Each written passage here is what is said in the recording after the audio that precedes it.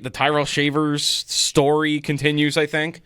And now I think he's forcing an interesting conversation at receiver because Curtis Samuel still can't get out there. Are we going to do the thing where we talk about receiver? He's one of the first three guys I'm thinking about from Saturday. Do people want to talk about receiver? Sure. I'm ready for it. Sure they do. I have a question. I think people want to see him make the team. Right? I have a question about that. For the Bills.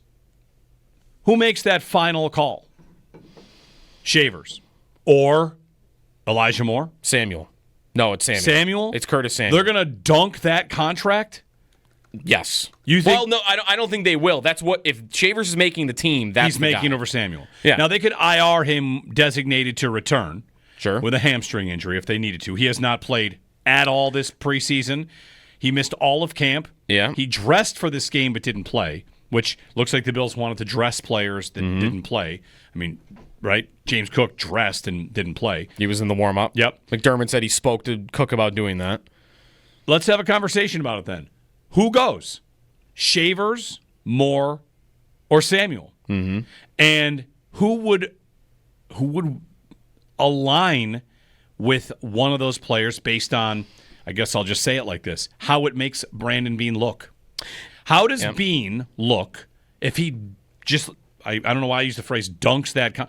How would Beane look if he just cuts Samuel or trades him for nothing? That's what I was going to say. Because I think undoubtedly right now, the smartest thing you could do, if there's a team out there that you could do this with, there are a lot of teams with cap space, so maybe you would find one. The smartest thing to do is to pair Samuel with a late round pick to get another team to take his contract. Because you cut him, you save $400,000, and then you're paying Shavers. So you're actually paying, it's only about like $500,000, right, or something like that. You're paying a little bit more to have Shavers on the roster than you would be to have Samuel on the roster.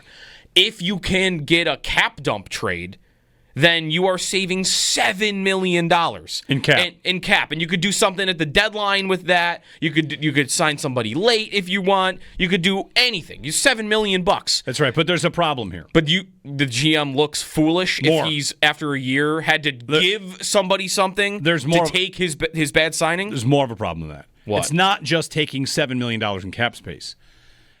Spotrac puts his base salary at 6.9. That's what the other team, I think, would be taking on. Right. So, yeah.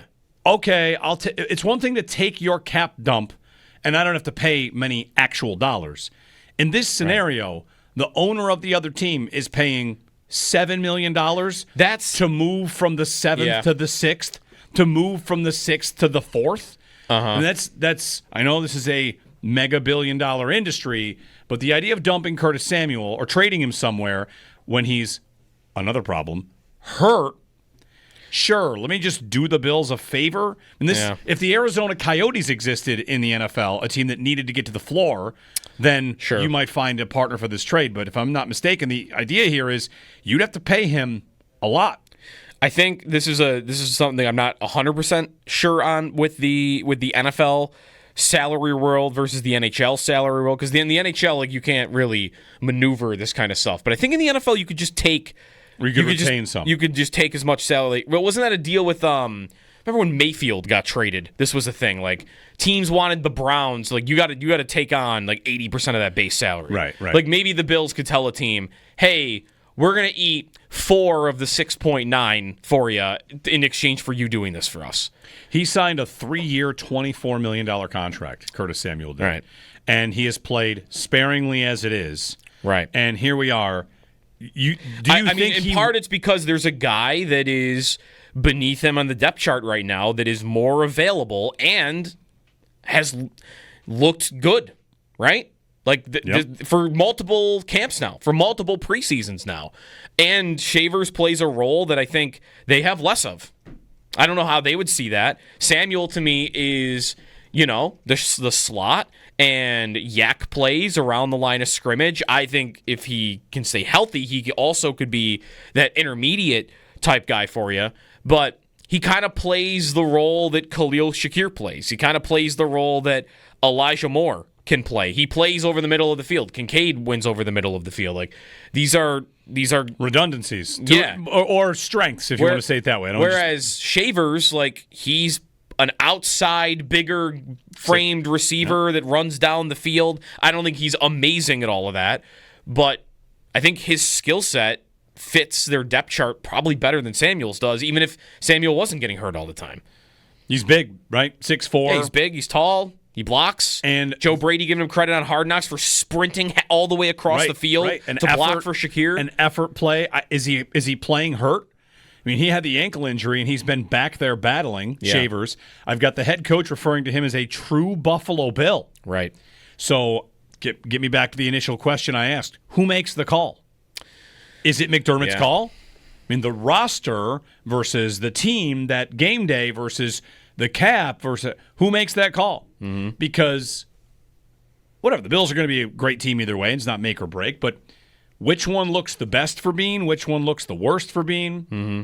I only say that because, the coach doesn't really get credit here and there for roster construction. The GM does. He's the one that gets, how did he do here? And a 3-year, $24 million contract for Curtis Samuel to be hurt all the time and then traded away. The fact that we would look at the trade away as a victory is tough. Yeah. And would also fire up the wide receiver train next year. Unless, of course, Shavers breaks out. Which, by the way, as one of the original Tyrell Shavers fans, 2 years ago. I think you were first. You might have been first. I'm excited by what he's shown a little bit. I'm sure when you first brought him up, I had the same reaction to when you bring Wilkerson up, which is like, okay, really? Like, Wilkerson? Listen. What number is he wearing? 30? 82. Shavers' ascent. I went back and searched some of my previous Shavers content, and one of them was 2 off seasons ago when listing their receivers and what they have. I think it was Bean. I just had the quote up as a tweet. It's listed Shavers before Justin Shorter, who was a draft pick. Mm-hmm. Like all of a sudden, all right, well he's jumped ahead of a guy that, of course, also didn't really make a difference or make the team. It is interesting what they do with receiver. I'll put up a Twitter poll about this. Like, which guy should be the odd man out? Should it be Shavers, Moore, or Curtis Samuel? And we'll see where the votes go. But beyond just the wide receiver stuff, we'll talk quarterback. We got to talk James Cook. Mm-hmm. Defensive backs, Trey White. Mm-hmm. You know how they looked. Jackson Dart, too, by the way. Abdul Carter. More so. Abdul Carter looks like he's going to be unbelievable. Get your bets in now for Defensive Rookie of the Year. I wish. Get those bets in right now for Abdul Carter. Yeah, you can't bet. He's got to get a better number, though. Doesn't he? 51? It's not great. Terrible. They should have let him. Who stopped him? Phil Simms? Sims. Come on, Sims. Sims was going to let him, and his family said, don't do it. Do you think he could change his mind like after the preseason? Like, wow, that guy looks good. Yeah. You know what? Actually, you could have it. Go ahead. You could have it. You remember Connor Orr's idea from Sports Illustrated?